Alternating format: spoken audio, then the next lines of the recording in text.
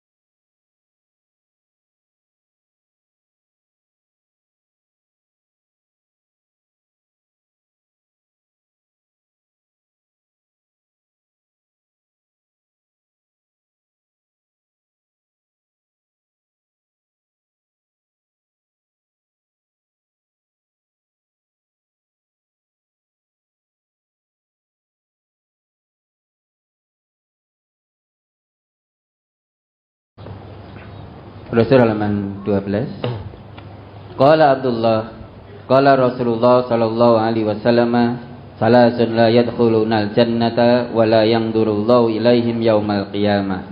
Al-aaqu walidayhi wal mar'atul mutarajjilatu al mutasyabbihatu birrijali wad dayyusu. Wa salasatun la yanzurullahu ilaihim yaumal qiyamah. Al-aaqu walidayhi wal mutminu minal khamri wal mannanu bima a'ta. Rawahu Ahmad. Berkata Abdullah bin Umar, Rasulullah sallallahu alaihi wasallam bersabda, ada 3 golongan yang tidak akan masuk surga dan Allah tidak memperhatikan mereka pada hari kiamat. 1. Orang yang durhaka kepada kedua orang tua. 2. Wanita yang bergaya laki-laki, yaitu yang menyerupai laki-laki. Dan 3. Dayus, yakni membiarkan perzinaan di rumahnya. Dan 3 golongan yang Allah tidak memperhatikan mereka pada hari kiamat. 1. Orang yang durhaka kepada kedua orang tua, peminum khamar. Dan 3. Orang yang selalu menyebut-nyebut pemberian. Hadis riwayat Ahmad. Yang ditanyakan? Terkadang orang tua menilai anaknya sudah berbakti kalau anaknya berada atau punya uang banyak, sampai-sampai dibangga-banggakan ke orang-orang kalau anaknya sukses di dunia. Sedangkan anak yang sudah mengaji Al-Quran, sunnah, dijelek-jelekan karena tidak punya uang yang banyak. Padahal anak tersebut berusaha berbakti dengan cara yang lain, bukan dengan materi, membantu pekerjaan sawah, pekerjaan rumah, bertutur kata yang baik dan sopan, dan selalu mendoakan yang terbaik. Mohon nasihatnya Ustaz, apa yang harus saya lakukan jika orang tua membeda-bedakan anak yang satu dengan yang lain karena berdasarkan materi Ustaz? Nah, itu jangan-jangan perasaan jenengan saja. Nah, insya Allah orang tua itu tidak pernah membeda-bedakan anaknya. Ini kalau orang tuanya paham tentang agama. Nah, kalau orang tua tidak paham tentang agama, maka ya wajar tolak ukurnya dunia. Ya, sehingga anaknya kebetulan ratau salat, ning sugih, itu lebih dicintai oleh orang tua, lebih disayang, karena tolak ukur orang tua hanya dunia. Orang tuanya nggak ngerti tentang agama. Anaknya yang satu paham agama, mengamalkan agama yang bersumber dari Quran dan Sunnah. Delalai diuji oleh Allah ora patek sugih.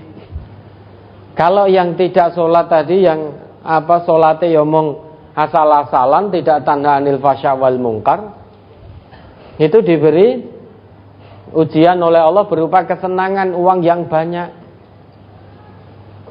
Yang taat, ujian dari Allah ternyata uangnya tidak banyak, ning uang tenanan. Meski sedikit, sing sugih mau uangnya banyak, gambare banyak, ora payu duwite. Kebetulan, ya memang seperti itu. Orang tanpa iman itu akan diuji.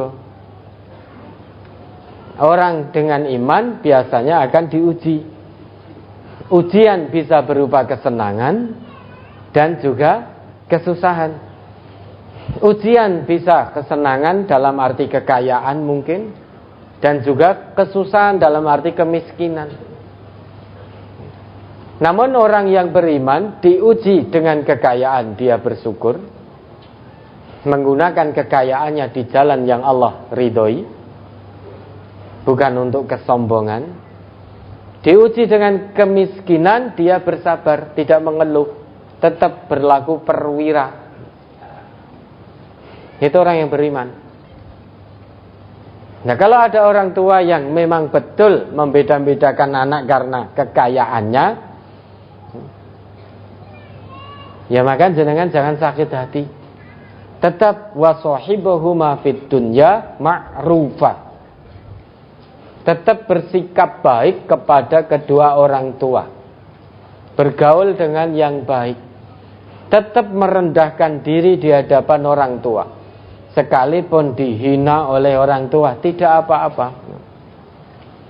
Kewajiban kita bakti semaksimalnya. Kalau dengan materi ya semaksimalnya, apa yang dipunya semaksimalnya, sedikit berikan pada orang tua dengan tutur kata yang santun, akhlak yang karimah, dan lain sebagainya. Meski orang tua belum bisa menerima, awakmu sakmene nglairke kowe lho, biayane sesar larang, durung ngopeni, durung iki lah kok ngeweki mung semene. Padahal betul-betul tidak mampu. Lah nek anake pinter akan jawab, lah kula nggih mboten nyuwun dilairke kok. Wes ora bener kabeh nek ngono. Ya, ingat, ini untuk kita semua, baik yang sudah jadi orang tua ataupun yang belum. Ingat ya, At-Taghabun itu, diingat itu. Quran surat At-Taghabun ayat 15, 16.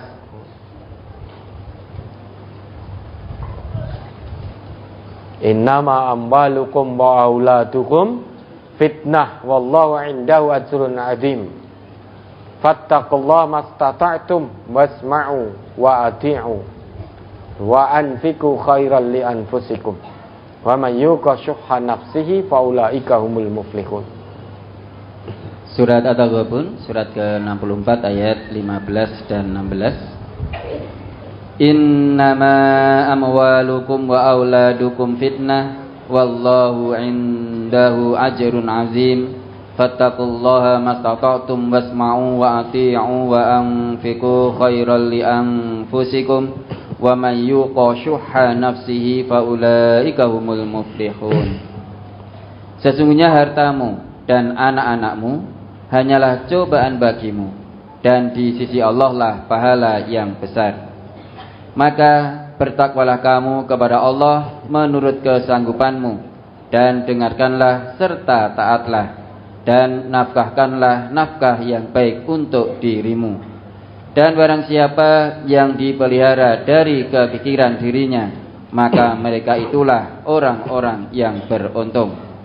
Ya, yang namanya harta, anak, itu hanya ujian bagi orang yang beriman. Maka Bapak Ibu kalau sudah jadi orang tua, jangan beda-bedakan anaknya. Ada anak kita yang diberi oleh Allah amanah kekayaan. Ada anak kita yang lain yang kebetulan dibatasi kekayaannya oleh Allah. Ada yang hidup di garis kemiskinan, padahal sudah berusaha. Maka Bapak Ibu jangan beda-bedakan. Baik harta di anak kita yang kaya tadi, anak kita yang kaya tadi itu juga ujian bagi kita. Kalau kita beda-bedakan, lebih mencintai anak yang kaya daripada yang miskin, maka di hadapan Allah gagal kita menjalankan amanah kehidupan ini. Karena yang namanya takwa tidak dilihat dari kaya dan miskinnya. Allah tidak akan pernah melihat wujud kita, bentuk fisik kita. Allah tidak akan pernah melihat harta kita. Tetapi yang Allah lihat adalah hati dan amal perbuatan kita. Innallaha la yanzuru ila ajsamikum wa amwalikum. Allah tidak akan melihat bentuk tubuhmu, ganteng apa ora, ayu apa ora. Dan Allah juga tidak akan pernah lihat hartamu. Tetapi yang Allah lihat hati dan amal perbuatanmu. Maka kalau jadi orang tua, jangan membeda-bedakan anak. Berlaku adillah pada anak. Innallah ya'muru bil adli wal ihsan wa ita'i dzil qurba wa yanha 'anil fahsya'i wal munkari wal baghi ya'idukum la'allakum tadzakkarun, kata Allah dalam Quran surat An-Nahl ayat 90 itu.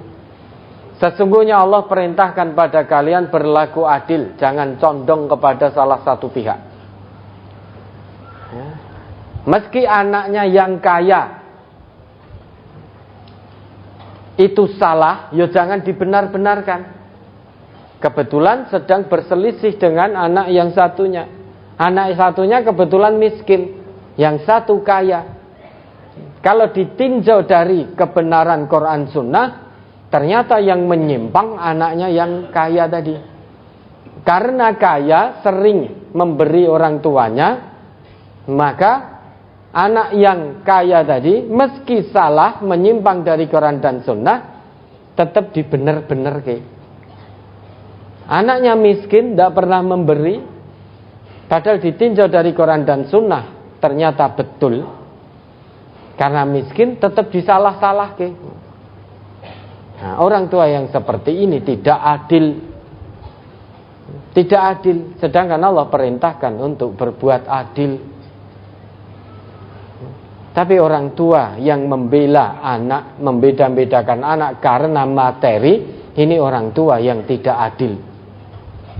Orang tua yang tidak adil, maka jangan harap dia akan mendapatkan naungan di hadapan Allah kelak. Yang ada seret siksa masuk neraka. Karena dia telah gagal sebagai orang tua. Karena membeda-bedakan anak sebab materi. Jadilah orang tua sebagai penegak keadilan, penegak kebenaran, menjadi saksi karena Allah. Ya, jangan jadi orang tua yang silau dengan harta si anak, sehingga anak sing sugih meski menyimpang dari Quran Sunnah, meski ora sholat tetap dibela.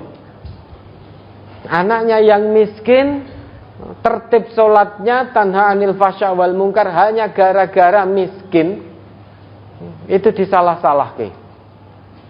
Ini orang tua yang tidak adil. Maka semua orang tua